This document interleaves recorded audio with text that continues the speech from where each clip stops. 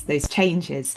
So what we saw in the last report, which was in summer 2025, some of you may have seen, was that there was huge growth in the number of charities who are using AI. So back in 2024, 61% of charities were using AI, and that's risen quite dramatically, in my view, to 76% of charities using AI. And in a couple of slides' time, I'll take you through how charities are using AI, and we'll see some examples when we get onto the case studies as well in a bit more depth. What we're also seeing is that organisations are beginning to change more broadly in response to that. So as you'll see here, almost half of charities now have AI policies. I'm going to say a bit more about AI policy and governance and what I think needs to be included in that later on in the session. What we're also seeing as well, though, is that there's a real need for CEOs to develop their skills as boards need to do as well. So quite significant numbers of charities saying that there is a real skills gap amongst their boards, and also that their CEO needs support in that area. What I would say is that if you feel that you're in that category or your board's in that category, there are loads of places that you can go to for help, whether it's Reach volunteering to recruit a digital AI savvy trustee, or take advantage of some of the training that's out there, like this session today. There are ways you can get support to develop your skills even further. So please do make the most of what's out there in the sector. Just grouping these final 3 points together, which again were stats that definitely stuck out for me from the report, is that it feels like there's a little bit of a time lag between the growth in AI adoption across the sector and where our governance currently is. So I was really surprised that we've only got 23% of charities who've actually updated their risk registers, because we're already seeing that there's some real challenges to charities, whether it's in terms of less traffic to their website or what it might mean for how they deliver services. So that to me was perhaps a bit of a surprise. And I do think there's an opportunity to look at your governance so that trustees have better oversight of AI. I'll say a bit more about what that looks like and how a specific organisation has done that later. And perhaps most concerningly, in many ways, that only 1 in 5 are undertaking those regular assessments of risks.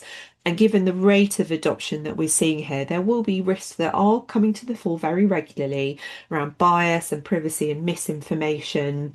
AI is one of those technologies that I always describe as being high risk, high reward. So if you have good processes, you'll find you'll be able to do this. But if you're not doing this stuff at all at the moment, that for me is something which needs to be looked at. So we can talk a bit more about that later as well. Okay, so let's dive into some of the specifics then. So what we did in the report was we also asked charities how they're using AI day to day. So we've actually got some numbers on this in the report itself. And we also see this every day in terms of how charities are using AI. So we've kind of got validation on the numbers from what we're seeing across the sector.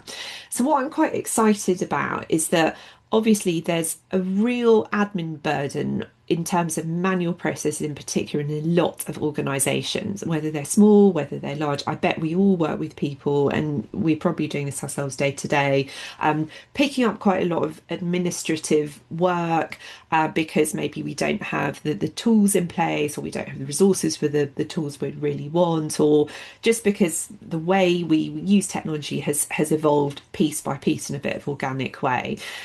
So we're certainly seeing some charity saving some money and also some time for that kind of thing.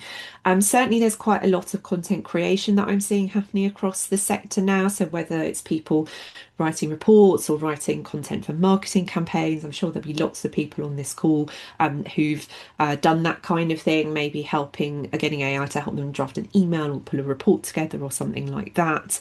And then, of course, there's the whole sort of idea generation side of things as well. And actually, I'm hearing increasing numbers of leaders wanting to get their skills developed in that area as well. So how do I do this thing? But also, I'm facing quite a significant challenge. Let's talk it through with an AI tool, and let's plan for how we can solve this problem together, which is something I was actually doing with an AI tool earlier this morning. So, lots of different ways that you can use AI here, whether it's admin, whether it's research, whether it's creating content, coming up with ideas, having that extra support as well, right through to the really strategic side of things. So, we all know that there's lots of charities using AI for better or worse, writing funding bids. I'm very happy to talk about the merits of doing that later on. Can be a real double-edged sword, but also tapping into those additional capabilities as well. So I've just been working with a youth charity recently where they have been using AI to do some things that frankly they wouldn't have had the time or perhaps the capabilities to do, but it's really helped them do some fantastic research and data analysis, which is really exciting and will help them increase their impact. So a lot of different things you can do here, right through from the administrative side of things through to the strategic. Okay, so I want to briefly touch on a case study of a charity that's doing a lot of these things really, really well. So Speakers Trust are a small charity. I think they've got maybe 10 staff, maybe a little less than that. And they're an amazing charity that goes into schools and they support young people with developing their presentation skills. They were a little bit bogged down by admin. They themselves would say that classic small charity challenge. I remember facing that myself when I worked for a small charity. And what they wanted to do was to understand the impact of the amazing work they were doing, going into schools, going into classrooms, going into assembly halls every single day, and use that to make better decisions. So what they did was they combined AI and also automation tools as well. And I think they use Zapier as part of that. And they essentially pulled on all the data that they're getting from going into schools day to day. And I would imagine that would be things like the number of pupils they're interacting with, evaluations of sessions, any qual feedback, any other metrics they've got from doing those sessions. And then what they've done is they are effectively automating these reports, which get emailed to their staff every day. And that is really exciting because that's where you can use the decisions, the data that comes with to make better decisions in real time, which I think is such a fantastic capability for a small charity to have access to. Who wouldn't want that? And the second thing they did, which is Well, really Franklin. and ambitious, is they wanted to support more young people, but like many charities, they didn't have access to thousands and thousands of volunteers.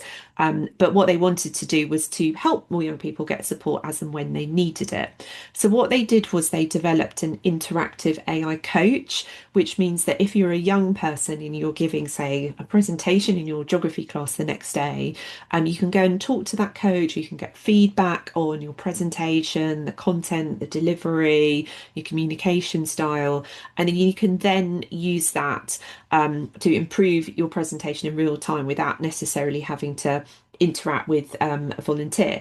This is not meant to replace the amazing work they do in the classroom, in schools. It's really about scaling that up, making sure that young people can get support as and when they need it, but they still get that fantastic face-to-face guidance from their wonderful volunteers when they go into schools as well. So it's very complementary. It's really about augmenting what their fantastic volunteers and staff are doing, not replacing it. Okay.